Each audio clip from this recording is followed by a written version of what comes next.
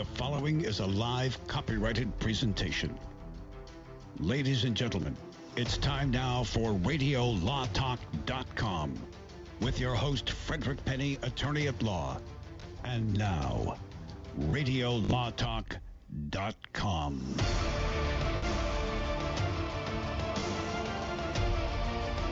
Welcome to Radio Law Talk. This is by far the most entertaining, exciting, and sometimes informative show on radio right now. Thank you for joining us. My name is Frederick Penney. I have my co-host Todd Cunin and Denise Dirk sitting as in their usual spots, Todd to my left and Denise to my right. And ironic at that. Yes, ironic at that. Actually, Denise would probably sit more in the middle. Yes. Planned irony. Planned irony. But the last time I raised that, Cal was the one who goes, well, from my perspective, it's okay. That's exactly right. He's on the opposite end. We welcome Cal Hunter and our call screener, Donna Hunter. Thanks for being here. That I'm still waiting for my spaghetti, but we'll talk about that later in the segment. You keep saying, we just can't get our calendars together. So how many calls have you made on that? Yeah. Well. You know why? It's because she doesn't just do it out of the can. No. And she makes like really it takes legit planning.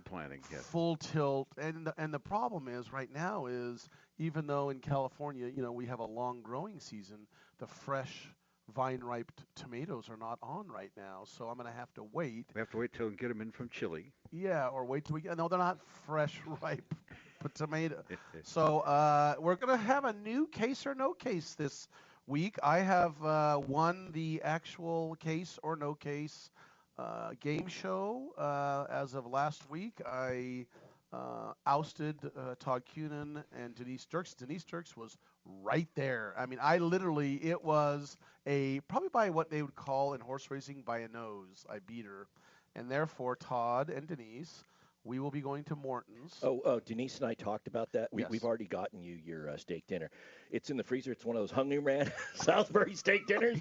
Congratulations, Fred. Way to go. Yeah, no, I ain't buying that. Stir the potatoes at 5 minutes, though. Otherwise, it's just don't think that's going to work. That's exactly right. I'll make sure Todd's life.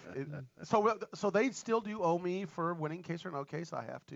They have to take me to dinner with steak and lobster, so we'll be doing that. So today we start with 0 points because everybody's favorite is case or no case. Those who don't know what that is, those of you who are joining us in Tennessee, we have 2 new affiliates in Tennessee. It is where Cal, our producer, is going to tell us about a specific case or not a case something that he made up, and we have to determine if it's a case and what the outcome is, and we get points accordingly. We are not betting. We are just amongst ourselves, and you can call in at 855-LAW-RADIO and give your opinion as to what you think the case or no case outcome's going to be. And if you don't want to be in the air, you can also just tell Cal and he'll tell us. And I've also gotten several emails of people with some suggestions for case or no case at info@radiolawtalk.com. That's some exactly pretty good right. ones too. Yeah. And that's the way to do it. So today we're going to talk about some interesting things. I know it's a shocker, but there's more to talk about. Lori Loughlin case and the emission scandals. We're going to talk about Buckingham, who's one of the other individuals that was sentenced. We're going to talk about, Todd came up with, he actually printed out, there's a chart, is it by the government, correct? It's the Department of Justice's chart that actually lists how many cases, like 51 cases, how many are going on, and what the status is of them, and we'll talk about something that we thought was going on to allow for continuity of sentences, and although the sentences seem to have continuity, we didn't know something, and we'll bring that up. Yeah, teasing that one there. Yeah, something that popped up that is very interesting. We're talking about vaping and energy drinks, and we might not make it this first hour. I might roll into our second hour, but the important thing about a lawsuit and energy drinks, and you're thinking, what does that have to do with anything? Well, it has to do with Hollywood, and we're going to tie in why a lawsuit on energy drinks has anything to do of affecting dramatically, not a little bit, any Hollywood lawsuits with producers suing each other or actors or actresses and what occurs there. That is going to be really interesting. Remember, we're talking about general topics of law. We're not giving legal advice. Seek local counsel about anything. We love to hear from you, but we cannot give you legal advice. Remember, whatever we say here is very important around the dinner table. Other than that, don't use it. The dinner table when, again, the in-laws are over, the friends. Hey, they said that they did a study back there, and they say that, then you can counter with, well, on Radio Law Talk. That's exactly right. That's the only way you can, but not in front of the judge. Given that, Cal, I am ready for our first case or no case. Now it's time to play Case or No Case. Yay! All right, couple of them that deal with cars. The first one, lawyers and their cars. Now to New York City, where a certain prominent lawyer by the name of Letitia Ann James had a big car. And she loved to see people in her Rolls-Royce 2017 Phaeton. And who could blame her? It's a beautiful car.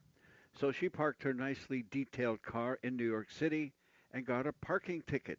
And she said, hey, wait a minute. I can beat this ticket. My car is a 2017 Phaeton, not a 2015 Phantom Ghost. I wouldn't be seen in one of those. And so I ask you. Whoa. I think Fred, we start with you today. I ask you, case or no case? Okay, now that one sounds like a legitimate case. I'm going to say it's a case. So she parks it, gets the parking ticket. Her argument is when she rolls into the court and says, Your Honor, it says a 2017, whatever that other thing Phaeton. is. What's a Phaeton? A Phantom. The Phantom is. I know what a Phantom is. Yeah, the Phantom is the cheaper version. The Phaeton is the expensive one. That's one you drive, Cal. Yes, I drive a Ford Phaeton. Ford Phaeton, that's right.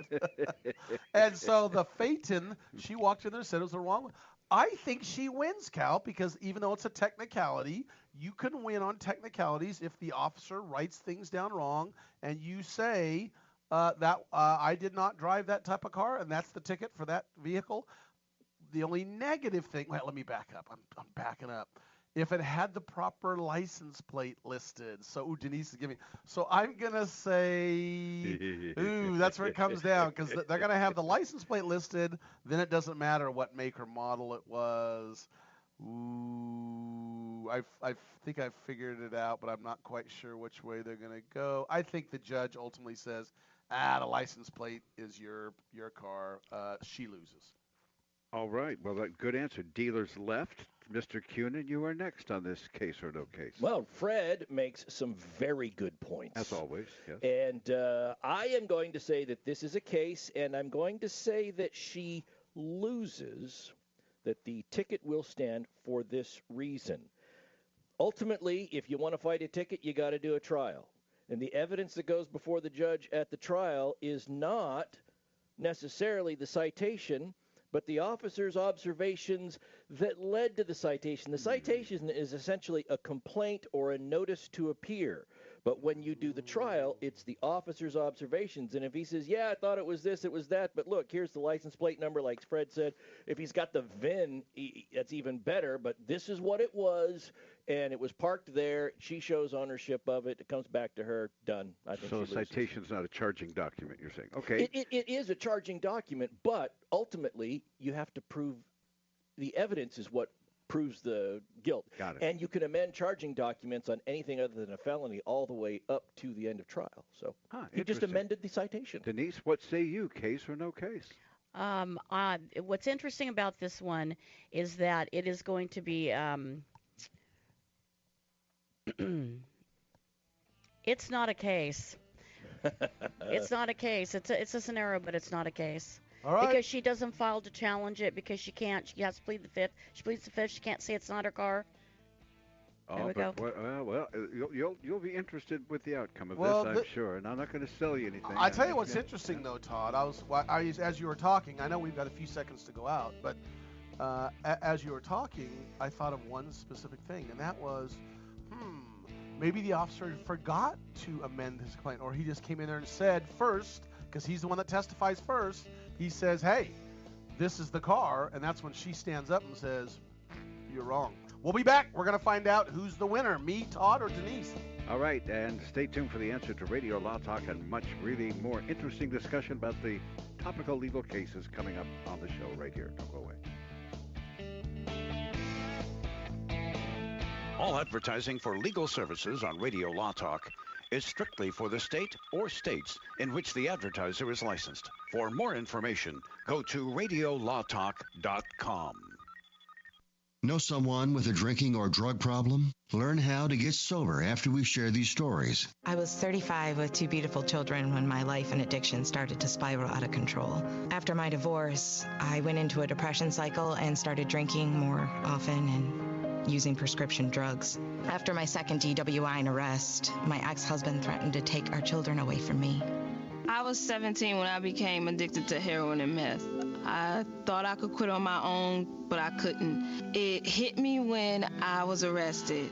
Get sober now. Your private insurance may cover costs and we'll get you here. It's simple. Just call Elite Rehab Placement right now. Please, don't wait. Your life matters to us.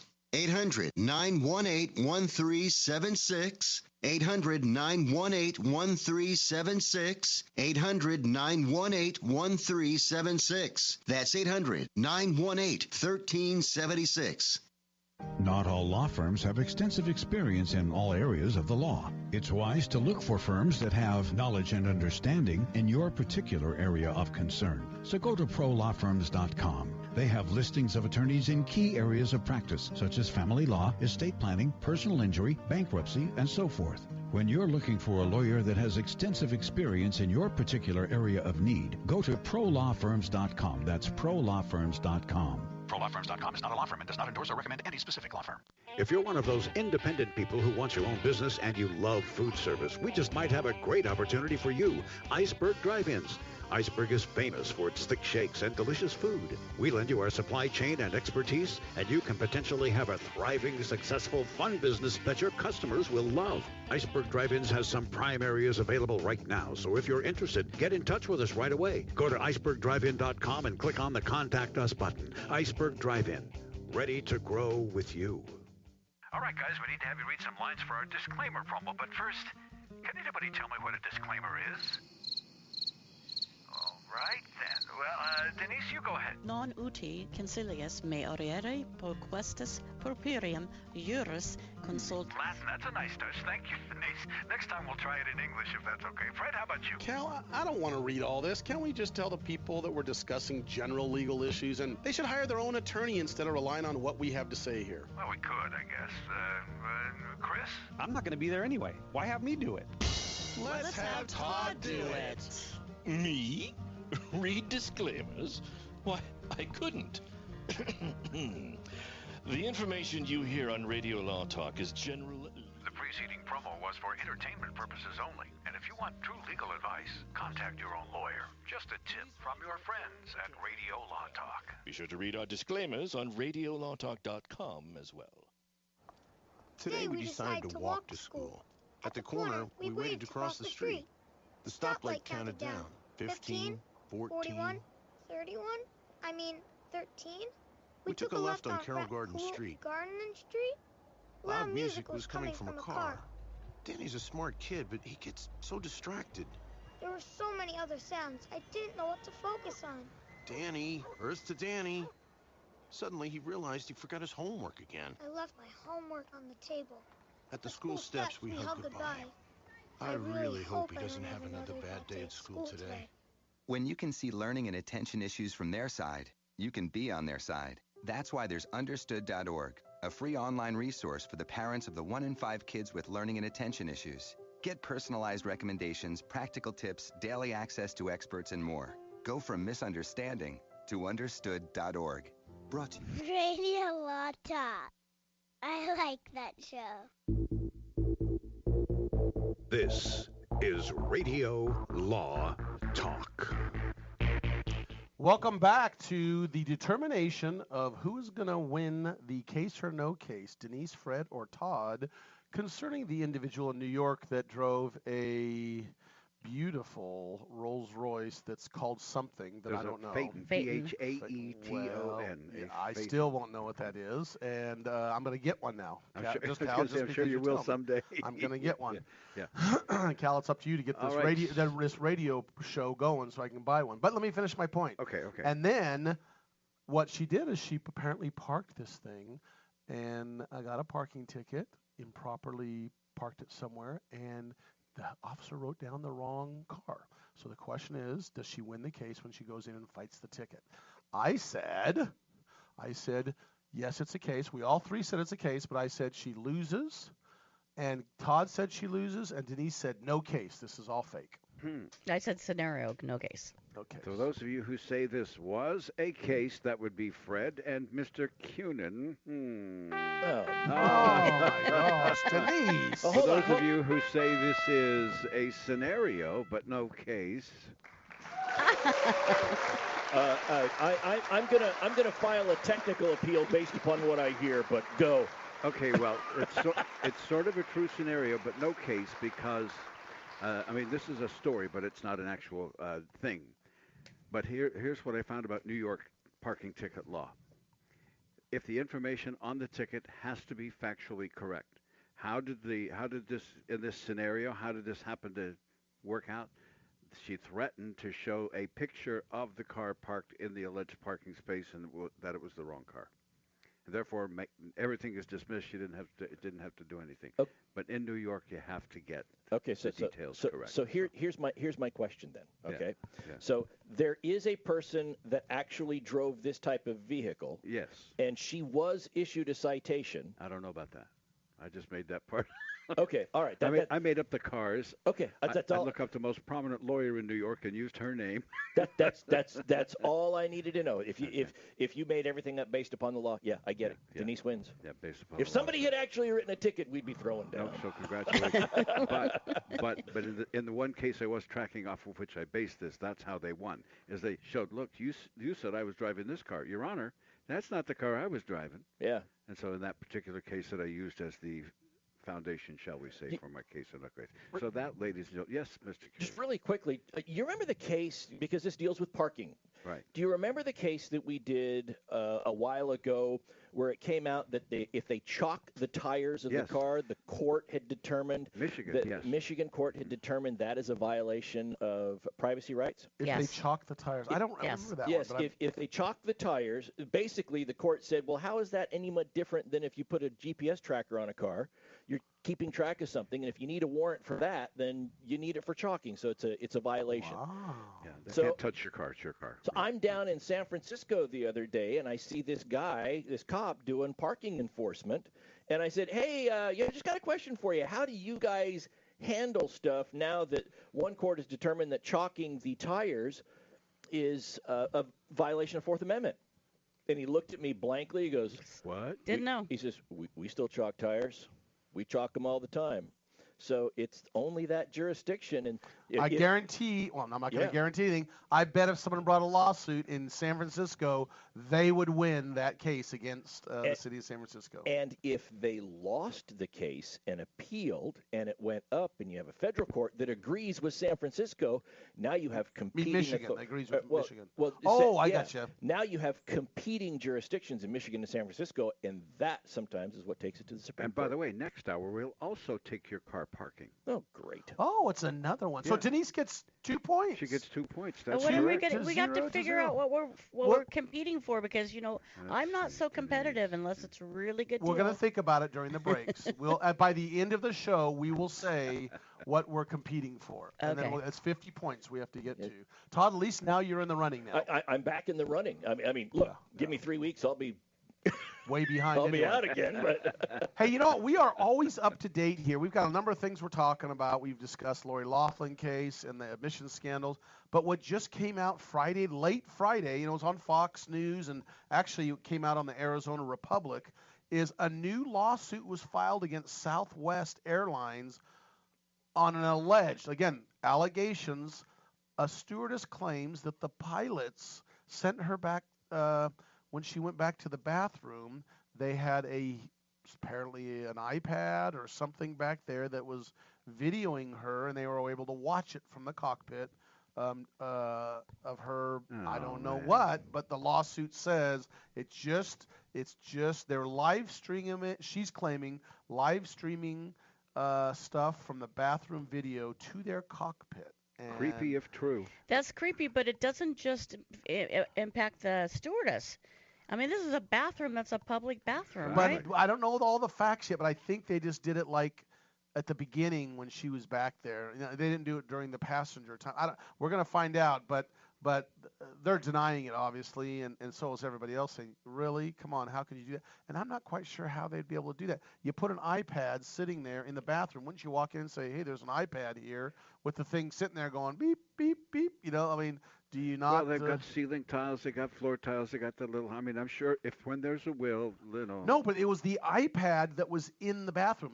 Even she is claiming the iPad was in the bathroom, I think. Actually, looking at it was, she noticed that there was an iPad on the windshield of the plane that was showing what was being live streamed from the bathroom. So it was a small camera being played on the. Got it. I mean, look. Well, this is new. It just came out. We don't know what's going on. But there's a lawsuit filed. So I know it's a shocker that a lawsuit is filed. But a lawsuit has been filed. So anytime a lawsuit's filed, we look into it. Anytime someone goes to the bathroom, aren't they essentially live streaming? Just a bad well, it joke. Depends on, you know.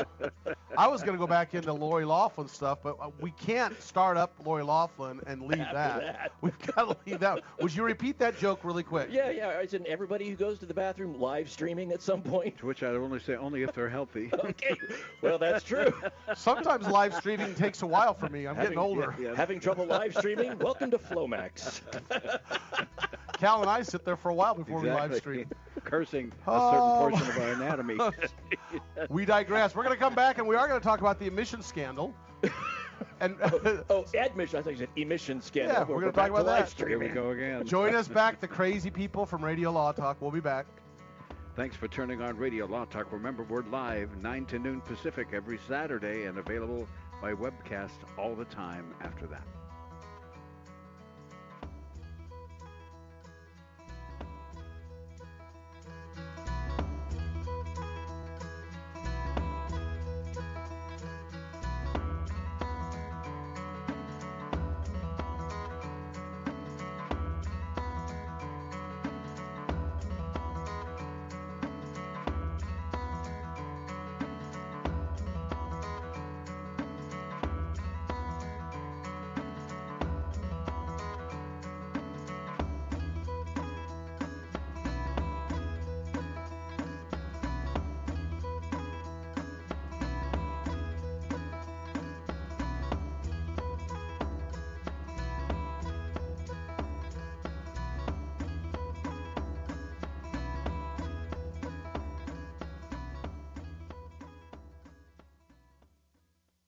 All advertising for legal services on Radio Law Talk is strictly for the state or states in which the advertiser is licensed. For more information, go to radiolawtalk.com. Warning, don't let your business get left behind in what is likely to be the biggest economic boom in recent history. If you need to build for your business to grow, call General Steel today for a pre-engineered steel building designed for your needs. No wasted space. Steel prices are expected to rise, but you can still lock in your price on a General Steel building. And you can still save as much as half the cost and time of conventional construction. As much as half. But you must call now. If you need a church building, office, warehouse, manufacturing space, retail space, or more, call General Steel today. You can still get the General's 50-year structural warranty and General Steel quality, all at a price you can afford. So don't let rising steel prices put your project out of reach and stop you from making your company great. 800-617-9312. 800-617-9312. 800-617-9312. That's 800-617-9312. Hi, my name is Lily. My mom and dad used to fight about money all the time. Then one day, I heard them talking about this guy, some uncle I never knew, called Uncle Sam. Well, they say this Uncle Sam guy wanted them to pay him like $1 gazillion, and they didn't have $1 gazillion. So they called this company they heard on the radio called the Tax Doctor. And the Tax Doctor worked with Uncle Sam's people. I think they're called the IRS. And they were able to work it out so my mom and dad didn't have to pay Uncle Sam very much money at all. So now mom and dad are happy, and I'm happy too. Thanks, Tax Doctor. If you owe $10,000 or more to the IRS or state, call now and pay less. 800-263-2610.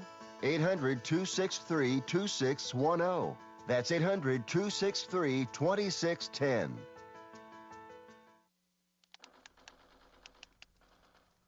Chris, can you put the video game controller down for a second? I can talk and play. Oh, I'm totally annihilating this punk kid in Nebraska. I just feel like you're not acting like a grown-up in our relationship. Am too. Well, you still ride your skateboard to work, there's the comic book collection, the race car bed. Look, I'm young at heart, but I put money into my 401k every paycheck. I picked up a few savings tips at feedthepig.org. I have control over my financial life now, and that feels pretty grown up. Put away a few bucks, feel like $1 million. Putting some money from every paycheck into a savings account or contributing to your 401k can make a big difference later. For free ideas and easy tips on ways to save, go to feedthepig.org. That's feedthepig.org. So, I bet I look like a grown-up to you now. Well, except for the footy pajamas, I'd have to agree. This message brought to you by the American Institute of Certified Public Accountants and the Ad Council. Most of my family, they never graduated high school or even let alone go to college, so I'm trying to break that barrier. My daughter Brooklyn was also a motivation for me to go back to school. Every day after work, went straight to school, studied hard, and it paid off. At age 26, Kareem finished his high school diploma. I could not have done it alone. I feel like if I didn't have anyone to push me, I wouldn't even bother to do it. I got one milestone down the drain, and now I got to work on the next. I see the future is really bright for me. I feel like it doesn't matter the age, as long as you go back and get it done. The high school diploma is just added to the confidence, and now I feel unstoppable. No one gets a diploma alone. You have more support than you realize. If you're thinking of finishing your high school diploma, you have help. Find free adult education classes near you at finishyourdiploma.org. That's finishyourdiploma.org. Brought to you by the Dollar General Literacy Foundation and the Ad Council.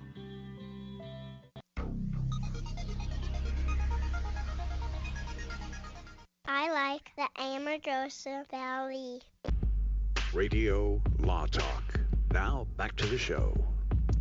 In life, I've always learned from one individual that I looked up to, and he said the following: I love everybody. I just love some more than others, and I'm going to make an exception to that. There's one person in this world I hate.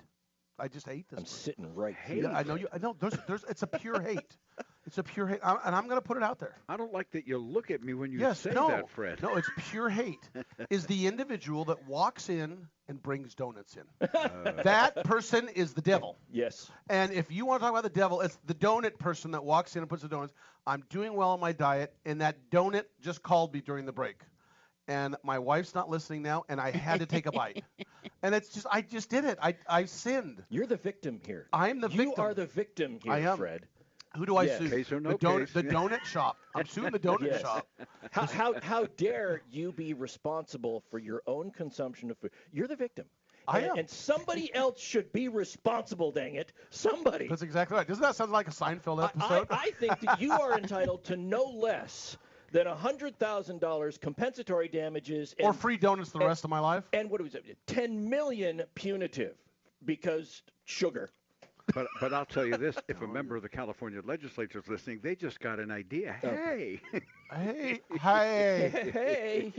So I had a donut. There we go. Lori Loughlin is hit with a new bribery charges in the college admissions scandal. I'll tell you, we've been talking about this. We got to bring back up the college admissions scandals, because what Todd did is he printed out a really cool, it's the Investigations of College Admissions and Testing Bribery scheme, and it's the United States Attorney's Office, District of Massachusetts, has an actual list that you can look at as to what everyone's name is, what the status is, and what's going on. But there's a thing that just popped up, and tell us what they decided, Todd, since you are the former prosecutor for the DA's office in Tennessee and in California. So tell us what happened. With Lori Loughlin specifically? Yeah, Lori. Let's talk about Lori first. So as you know, everybody the 51 folks that were charged in this were charged, and they've pled not guilty. They're charged by way of indictment, and things have been going, and a lot of people pled.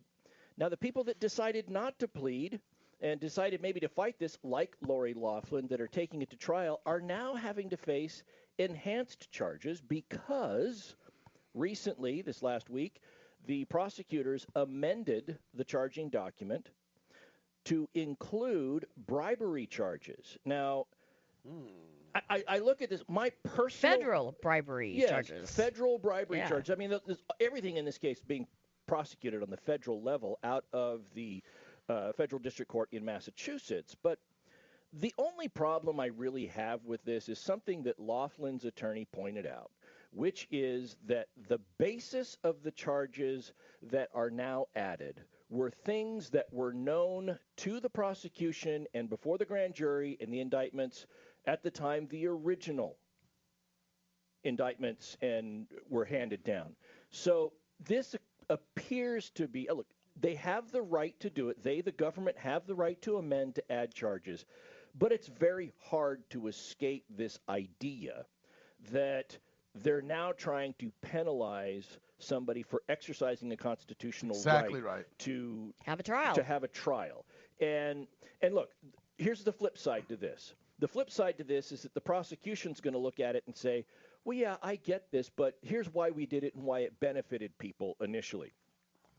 If we have, say, 3 charges that we originally filed, and we don't include these, and then folks want to go ahead and plead to it and get the better deal, then the public never knows. Look, if Felicity Huffman, for example, had decided to fight it based upon the evidence that was there, she'd probably have charges against her for bribery added too, given the fact that you're paying money and wanting to get something. But here's the thing. I'm agreeing with you on one point you brought up. There's a real serious issue here with our government. I agree. Going after those people who want to use their constitutional right to take it to trial, and we're going to see what the jury says of our peers. That's all about our Constitution. And the government says, I'm going to punish you more and add on more to you and pound more on you. So the government looks at it and says, okay, we got 2 options here when we want to go ahead and start this case. 2 options at the get-go before the first indictment is handed down and before the first person is arrested and charged. We can either prosecute or file lighter indictments, allowing those that want to plead to the lighter stuff to plead and not have the additional allegations out there that would otherwise tarnish their reputation, and maybe have a judge look at it and say, I'm not going to agree to this plea deal because look at all this other stuff they did and pile up. Or we can just file everything lock, stock, and barrel at the front against everybody. Now, everybody looks far worse than what we were really prepared to resolve the case for, and we have to go through and dismiss a lot of counts. Which way do we want to go? Now, my preference is my preference is it really depends on the type of case. Sometimes you want to file it all, and then you just dismiss stuff. The problem, the optical problem for the prosecution is the public looks at you and go, look at all the stuff the DA was dismissing here. You know, they filed a complaint against somebody with 12 counts, and they pled to 1. What about the other 11? Oh, my gosh. Talk about your sweetheart deal that they got. When was the last time we heard about somebody getting a sweetheart deal that the optic of it turned out really bad for the government? Epstein, right? Yep. You know, he gets a sweetheart deal because of all the stuff that was dismissed. We don't know much about the case, but maybe the case. Maybe and the Stanford kid. Yeah, the Stanford kid, Swimmer. too. Yeah. So right now we're seeing it on one side. It's sort of the Bart Simpson paradox in one episode of The Simpsons. Damned if you do, damned if you don't. And which way are they going to go? If they go light, now they're told they're violating or punishing you for exercising your constitutional right by adding these charges. If they go too heavy on the front, then they say, look at the government. They came after Felicity Huffman with everything when all she really did with this. And I've had clients that have been charged lock, stock, and barrel, you know, and we resolve it for this, and they resolve because, oh, my gosh, if I go to trial on all this stuff, I could be facing all these charges, and I didn't do it. But don't you think it looks a little bit interesting at the timing of this? Oh, it does. Oh, those that didn't plead are going to – and by the way, you know, we're looking through the list here. You know, some of them are getting, you know, John Vandemore, 1 day incarceration, now, 3 weeks, 1 month. Interesting. You know? Vandemore was the one we talked about last week that was the Menlo Park businessman, was the first person to avoid any additional jail time. Right. What we didn't talk about then was he was actually the sailing coach for Stanford. Right. Okay, so he was the first one that was a coach that didn't get jail time. And one of the reasons he didn't get jail time, when I read a little bit more about this, is that not one person that was proposed to go to the school went to the school. Right. And that actually Stanford benefited from it because essentially a bunch of donations were made and he just funneled it all straight to the program and let it go to the program. So he didn't benefit. Yeah, we did talk about that. Yeah. So and so he was not. His was more of a victimless crime. That's right. That's right. That's right, Denise. Here's an interesting thing, though. On that same point, I ask this, and this is the underlying question of all this admission scandal. And I'm saying this doesn't apply 100% because the admission scandals, like we talked about, is clearly, bribing and cheating on the ACT. But the question always is out there. Should a parent, their children, have preference if they write a fat check to the university for maybe, let's say, an engineering department? I'm not going to say what some sort of charitable donation. I'm telling you right now, I know an individual family that has written multi-million-dollar check in the tens of millions for a new engineering building. Should their son have preference at that college? Interesting. There's two arguments, Callum, before I get to it. Oh. The argument is absolutely they should, because that benefit is benefiting the community and the university as a whole. The negative part is, the rich people are going to be able to stand up and get more than the not so rich people. And I guess my argument on that is not so true. Some of the people who have money, their kids can't get in, and because of admissions rules and certain we got to have this economic what's the word? Economic advantage. Benefit. No, the people in the lower economic are going to want their kids should get in, or some. Yeah, so they do a different scenario. Well, here's I'm trying to get at it since it's unintelligent. Here's the difference that I see between that and this. We can come back is if somebody does that, at least you can go somewhere and see on the books where it happened. We'll be back. Talk more about the admissions scandal. Stay tuned. More Radio Law Talk is coming right up right now after this. Except we're about a minute early. I'm sorry, guys. So go right ahead. My bad. My bad. So really quickly, yes, if somebody goes and looks on the books, they say, this kid got in and they made a donation to the school, and there's a ledger about the donation that was made to the school. They know who made the donation. They know where it was. And then you look at the conduct that these people engaged in. And maybe when we come back, because we're running out, I want to go over what I discovered about what Felicity Huffman. Now, this is the person that arguably, in terms of kids that got into school, was the one that did the least, paid the least amount to get the kids into school, and engaged in the least culpable conduct, even though it was still culpable. And it was still, when you look at it, pretty bad when you look at what happened. Okay? We're going to be back. We will be back in a few seconds to talk more about this. Cal, take us out. Thanks for listening to Radio Law Talk. Remember, our podcasts are available 24/7 at radiolawtalk.com. All advertising for legal services on Radio Law Talk is strictly for the state or states in which the advertiser is licensed. For more information, go to radiolawtalk.com. Warning, don't let your business get left behind in what is likely to be the biggest economic boom in recent history. If you need to build for your business to grow, call General Steel today for a pre-engineered steel building designed for your needs. No wasted space. Steel prices are expected to rise, but you can still lock in your price on a General Steel building. And you can still save as much as half the cost and time of conventional construction. As much as half. But you must call now. If you need a church building, office, warehouse, manufacturing space, retail space, or more, call General Steel today. You can still get the General's 50-year structural warranty and General Steel quality, all at a price you can afford. So don't let rising steel prices put your project out of reach and stop you from making your company great. 800-617-9312. 800-617-9312. 800-617-9312. That's 800-617-9312. This is Denise Dirks. We can represent clients in divorce, legal separation, child and spousal support, custody, termination of parental rights, step-parent adoptions, guardianships, and even conservatorship matters. Call 1-877-886-7186 for a consultation. The law offices of Denise L. Dirks provide family law services in Northern California. When the law affects your family, call 877-886-7186. The family of attorneys at Denise L. Dirks is here to help. Jason Rosbach here with Fred Penney, managing attorney from Penney & Associates Injury Lawyers. Now, Fred, what type of cases are you dealing with now, and what sets you apart? Jason, we help people with all types of personal injury cases. We're former insurance company trial lawyers. We understand the other side, which gives us a distinct advantage over our competition. Remember, we don't get paid unless we win. That's Penney & Associates Injury Lawyers with locations throughout California. For a free consultation, go to pennylawyers.com or give them a call, 1-800-616-4LAW. That's PENNEY lawyers.com.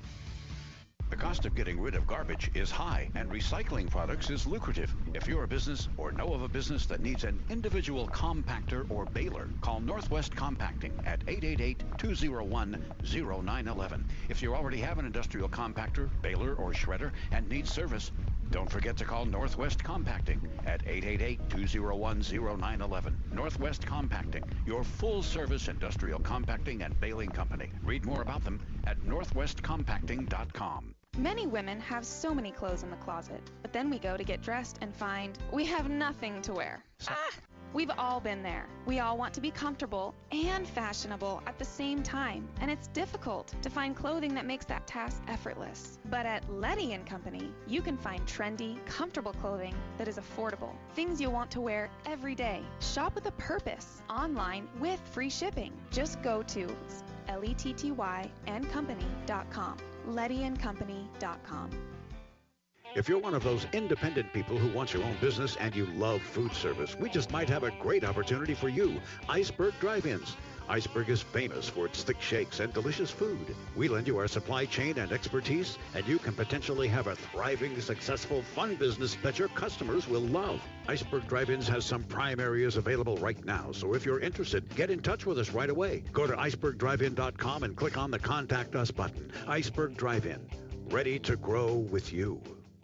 I am Cameron Levitt, Chief Operating Officer of Concussion Medical Clinic. California's first concussion medical clinic is now open. As concussions increase each year, there has never been a greater need for concussion specialists. Our physicians at Concussion Medical Clinic are board certified in pediatric neurology and sports medicine and have partnered with universities, hospitals, and rehab clinics to expedite the recovery process. Simply put, we are elevating the standard of care. When you need an expert concussion opinion or concussion care, visit concussionmedicalclinic.com.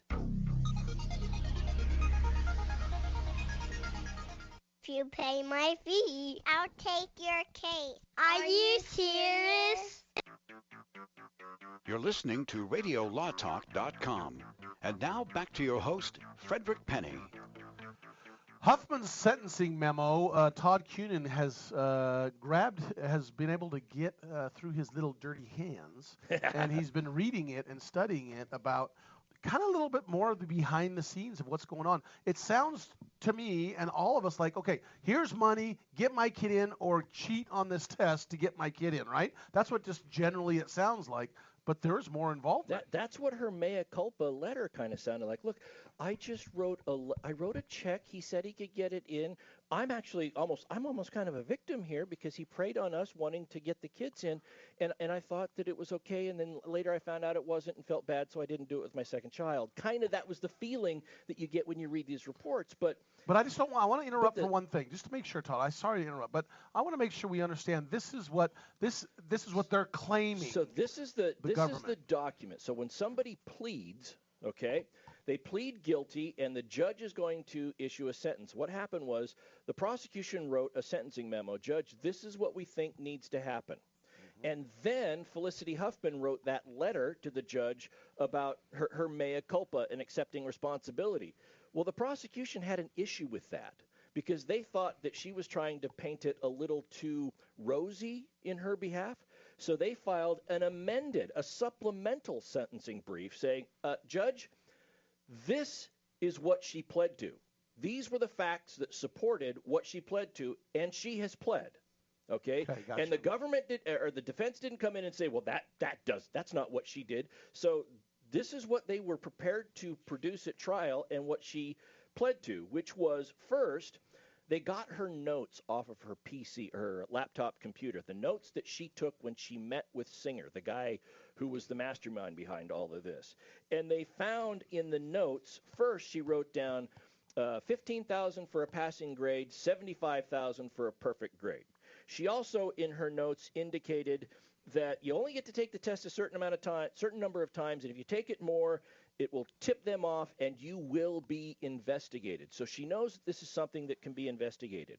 And then after her last meeting with Singer, there were things that she had to affirmatively do. First, she had to contact the school and insist that her daughter be given 100% extra time. She then directed a psychologist to write a letter to the school to justify the extended time. She then filed an application to switch the testing location from the school to the location in West Hollywood that was controlled by Singer and his associates, where the proctor could doctor the answers. Then when the school said, no, we're going to provide our own proctor, she emails Singer with the, quoting Shaggy from Scooby-Doo, "Ruh-roh." Yeah. She says, "Ruh-roh, looks like the high school wants to provide their own proctor." So she knows that that is a wrench in the plans of what they've got going. So then she has to lie to the school. This is, again, in the sentencing memo. It says that she then lied to the school and said that she had to take the test in West Hollywood because they would administer it over the weekend. But if she took the test at the school with the 100% extension of time, allowing the test to be taken over multiple days, that her daughter would have to miss school, and she didn't want her daughter to miss school. Ultimately, that's where it got. And so the prosecution put this forward to say, Judge, it was more than just, he came to me, said for $15,000 it could happen. I wrote a letter, and that's pretty much all that I did. They put out there that she was an active participant in this plan. Gotcha. And so that's what happened. Still, they wanted 30 days with her, and the court ordered her to do 14. Recently, there were a couple of stories that were, oh my gosh, she got out on 11 days. See, the rich get over on people one more time. Well, when she got 14 days, she already had 2 days credit when she got arrested. So they take that off the 14. She had 12 left to do. And depending on how you calculate it, in federal prison, you get 85%, or you do 85% of the time. It's called good time credit. It's an incentive for people not to be idiots in jail. She got the same credits as anybody. It's somebody that is on welfare that got sentenced to 14 days federal prison and had 2 days credit because of the arrest would have done the exact same amount of time as Felicity Huffman. She got no benefit because of that. But she did get flyovers and helicopters spying on her, and she did. You know, the paparazzi taking pictures of her, you know, working and doing stuff inside the prison, which I don't know. I don't think it's right. The thing, though, that I see, Fred, you talked about this table that I downloaded that we Yes, found, I'm right? looking at it right now. And I'm noticing a pattern here of the government asking for very heavy-handed sentences, Felicity Huffman notwithstanding, and the court heavily undermining those recommendations.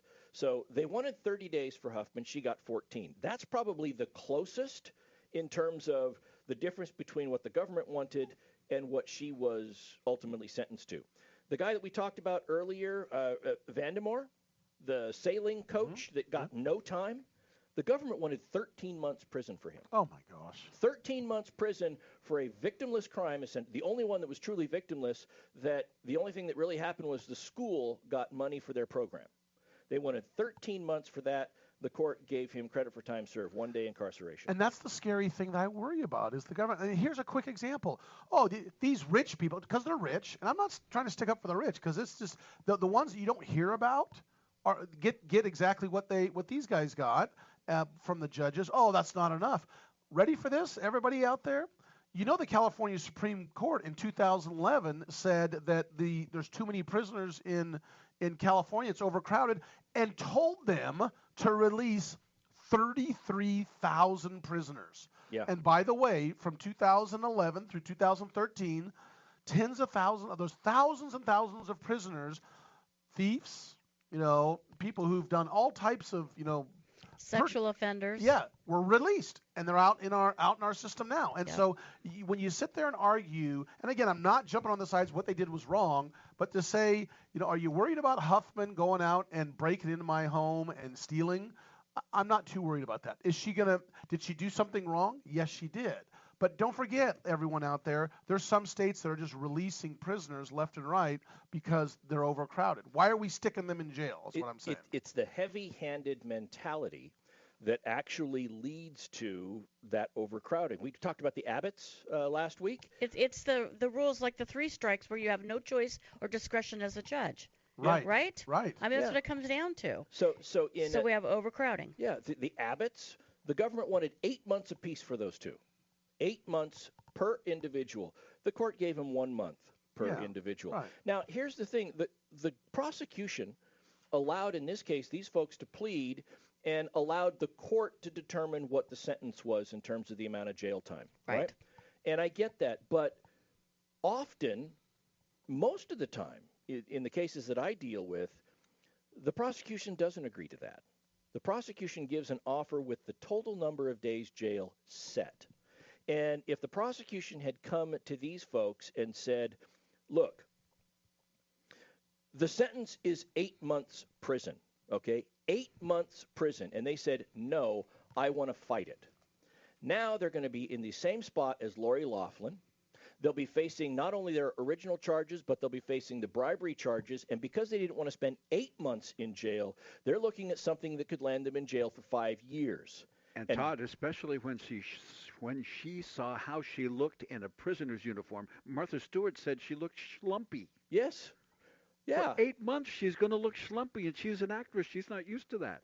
And the fact is that what they're going to end up doing is, if somebody had not taken this deal because the government said, we want 8 months and we're not offering a range, we're not going to let the court decide, and they say, okay, we got to fight it, we don't want to do 8 months, then they'll go and they'll end up starting it to go to trial. The government will amend the complaint to add the bribery charges. Now they're looking at double-digit number of years, and guess what the folks end up doing? They plead and take the 8 months. So now the heavy-handed thing has gotten them for 8 months. It's crazy. Really quickly, we got to say it. And I know I don't want you to cut you off, Denise. You said something, but let's. No, we got to talk Lindsay, about Buckingham. Really quick, what did she get? She got 3 weeks prison time. She is an author, book author, and she was active. She actually paid, I think it was $35,000. And was agreeing to a $50,000 payment to Singer, and she was going to have her ex-husband pay the $15,000 balance, and he refused to. And she got 3 weeks in prison, $40,000 fine, and a supervised release for a year. And the government wanted low end of guidelines, which would have been a minimum 3 years. Yes. Crazy. Well, these are non-violent offenses. I think we all have to stay focused on the fact that they're non-violent offenses. All right, we're going to be back next hour. Join us, hour number 2. This is Radio Law Talk. I'm your host, Frederick Penney.